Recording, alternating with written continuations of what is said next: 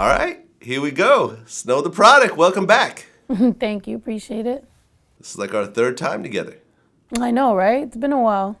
Long road. Since 2013. I actually looked it up. Dope. Yeah, that's what's up. Congrats. First and foremost, I gotta say, Queen of the South is definitely one of my favorite shows on television. Oh, dope. Yeah, that's Yeah. a really dope show. A lot of people actually recognize me from that. Like, I had no idea. Like, I'm just, someone suggested I watch the show, and I'm watching. I'm like, yo, this is fucking amazing. Like, the whole, female head of the drug cartel kind of concept. And I think it's into the second season when you show up? Yeah. Yeah, I'm on the second and third season. Dope. And Remy Ma showed up also, and MC Light. So it's Yeah. you got all these female rappers, on this show. Yeah, it was really dope to see all the powerful women, just showing up for a really dope show. How'd you get on that? Did you, were you taking acting lessons and going out on calls and stuff like that? No, they reached out to me because one of the writers actually, his name is George. I'm totally blanking out on the last name, but he would just suggested me off some yo, this girl's really dope. She's Mexican. She culturally, I feel like my name kind of means something at least. So he was just she's really dope.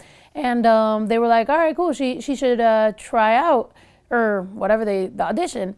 So they were like, can you, read some lines or whatever? And I had never done anything like that. So yeah, I just kind of sent it in and really didn't want to think about it anymore. I was like, all right, cool. If I get it, I get it. If I don't, it's all right. It's all right. And yeah, they called me and they wanted me on 4 episodes and then the next season. And it just was really dope. Yeah, I mean, listen, if you haven't seen the show yet, if you're a fan of Power or Snowfall, you definitely have to watch Queen of the South. Yeah. It's up there with those shows. Yeah, definitely. Yeah, and the main character, Teresa, she's super dope. And she helped me a lot through it, because she's just such an intense, actress. She puts you in the scene. So I just felt like I was in it, It was dope. Right, and you played a Mexican gangster, basically. Part Yeah, of a hardcore Mexican gang. Yeah, super chola mode. It was pretty cool. I felt really, really hardcore. I played it kind of funny. I wanted to play it a little comedic, and I think that's what kind of helped keep the character on for more than what I was initially supposed to be there, was because people kind of liked Lil T, you know what I'm saying? As opposed to being super chola, angry. I was just kind of dumb, I guess. I kind of was the runt, so it was cool. I mean, when we started interviewing, you were already a rapper and everything else like that. But when you were younger, were you doing kind of the chola thing? No. Well, I mean, I'm wearing Cortez right now. No, I've always culturally thought. I've always very much respected what it means. You know what I'm saying, and in our culture, everything. But I'm not one to pretend or anything. I got involved in things I shouldn't have, but I never really lived by the cholo thing. Definitely, necessarily. What is a chola? What's the definition of that? Well, I mean, usually it's in the, Chicano gang culture and, but as far as me, I always just, I've always been a fan of Cortez for the culture and for my mom and stuff. And, I'm Mexican American. So to me, I've always found it a priority to represent my culture, the Mexican side and the American side pretty much. That's what's up. Once again, congrats. And I guess there's going to be a season 4 as well, right? Yeah. Okay. And are you on that? No, I don't think I am. Too bad. Yeah, they sent me away to college. Right, I remember that episode. But I thought maybe they might bring you back, No, the thing is, honestly, between touring and that, it was getting a little intense. My last tour, I was scheduled to start, and we ended up having to push it back. So I ended up starting in Milwaukee. So it was very difficult to get a tour bus from LA to Milwaukee, get all my crew, get all my stuff. It was kind of a little bit. I'm gonna have to be able to juggle the acting and the rap a little bit better if I want to continue, because it was kind of troublesome a little bit to juggle both, plus being a mom and everything. So yeah. Yeah. Well, let's talk about that for a second, because you've traditionally been in relationships with men. Mm-hmm. Okay. And you started dating boys in school and so forth? Yes, Vlad. When did you first start dating? Junior high, high school? Sure. Yes. No, yeah. Yeah, I guess. Okay, because you're currently in a relationship with a girl. Yeah, she's to my right, so be careful with the questions you ask because you're not in the room, but I am. Right. I don't want anything to happen to you afterwards. Early on, did you know that you were bisexual or were you just into guys? I think early on, I think you always have that. I mean, I think all girls kind of have that thought in their head. So I guess I didn't realize, you got to understand that, back in the day, like social media, everything would like everything wasn't like available to you. The internet wasn't available. So you sometimes thought those feelings or some certain stuff is just kind of like just you. Like you're like, am I tripping? Am I not? Whatever. But I've been in relationships with guys and felt like that was authentic and what I knew, and I've had thoughts about it or whatever, and I dated both, and currently I am very happy where I'm at. Okay. And like at what point did you start dating girls as well? I would say, well, I got married really young, so Oh no, I didn't know that. yeah, I was married at 19. Aha. Yeah. Okay. So I was like in a very serious relationship / marriage forever. And it wasn't until I think 20, I don't even know when. Yeah, it was later on that I was like, this might be something I actually want to try. Like everybody has like their fun, whatever. But if you ever get told the sentence like, well, if you want something like that, then get a bitch. Then it's like, okay, well, I'll get a bitch then. I didn't know about the whole marriage thing. So Yeah. so you got married at 19. Like how long were you guys in a relationship before that marriage? I would say like 6 or 7 years that it was like a real thing. And then it was Wow. like it got crazy. It was a difficult thing. You guys have been together since you were 12. 12 or 13? What?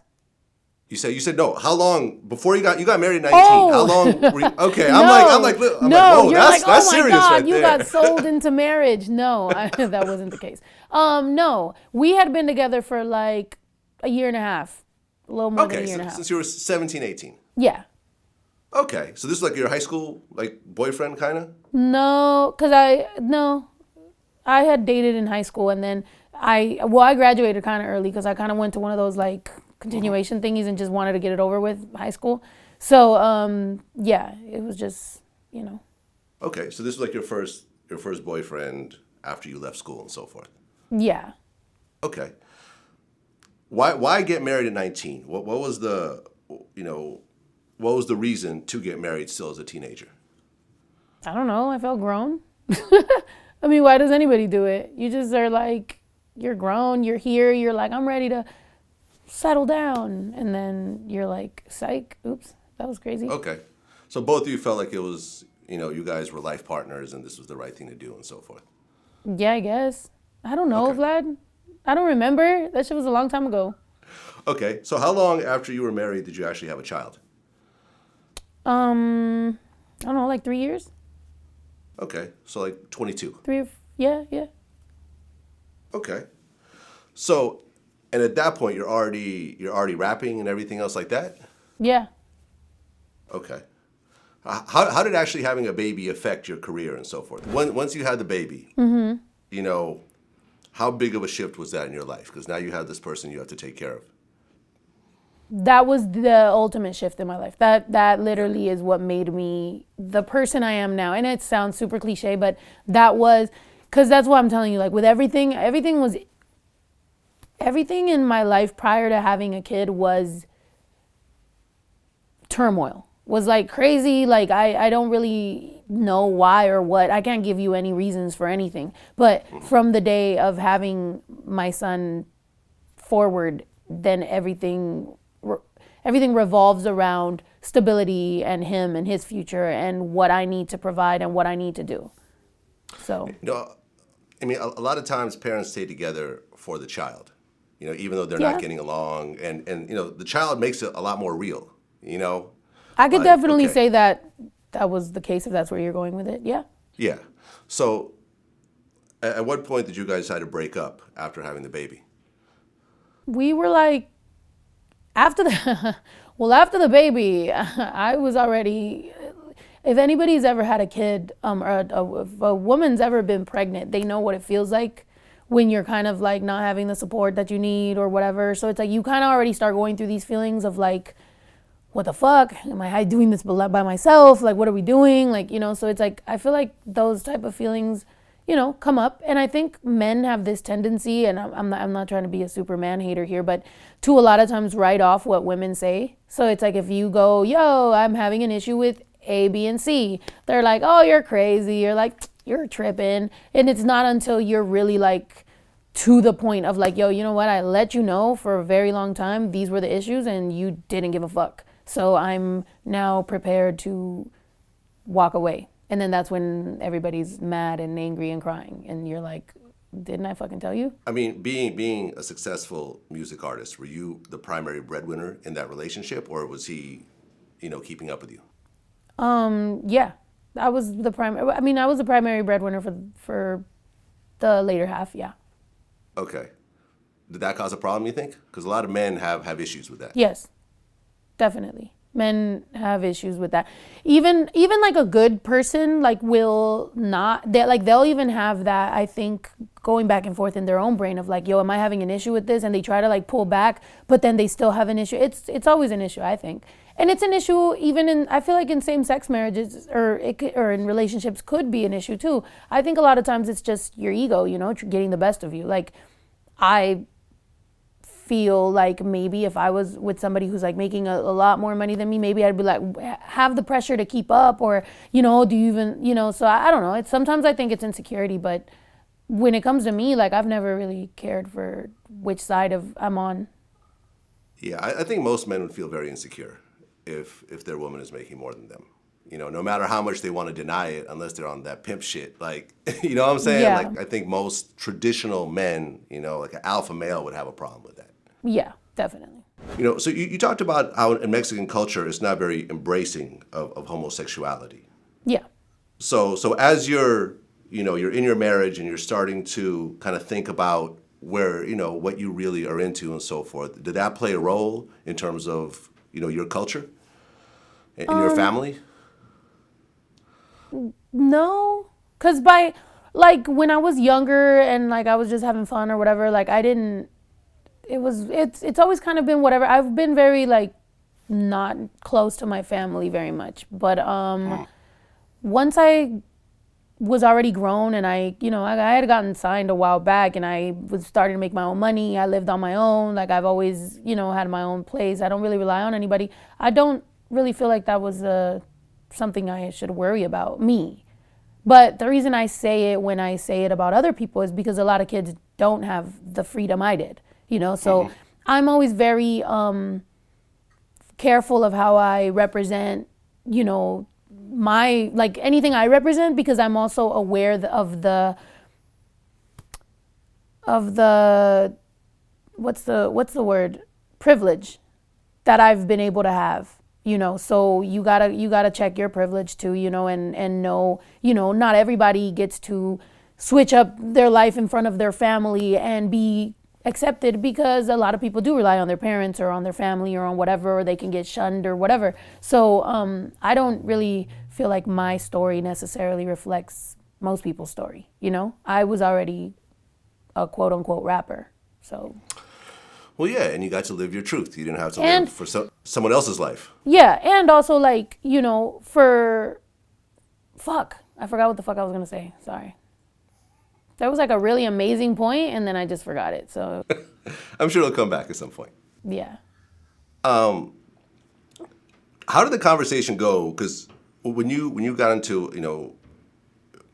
your current relationship. Oh wait, I remember what I was gonna say. Sorry, not to cut you off. Go ahead. Yeah, I told you. I was gonna say ahead. I was always very private, regardless of my life, and I always have been. Right. So like when you saying like, oh, about my son or about my marriage or about whatever, I've always been very private about my life.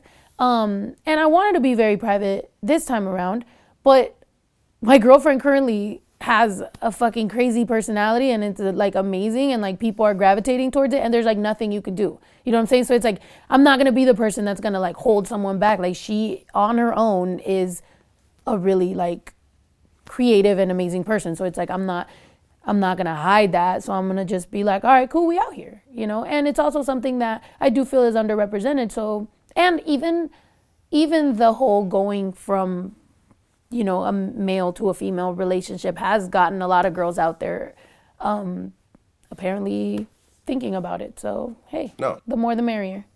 No, I mean you're a role model for this kind of thing. Yeah. You know what I'm saying? Like you're really, especially in, you know, for the Mexican community, like you don't really see a lot of this.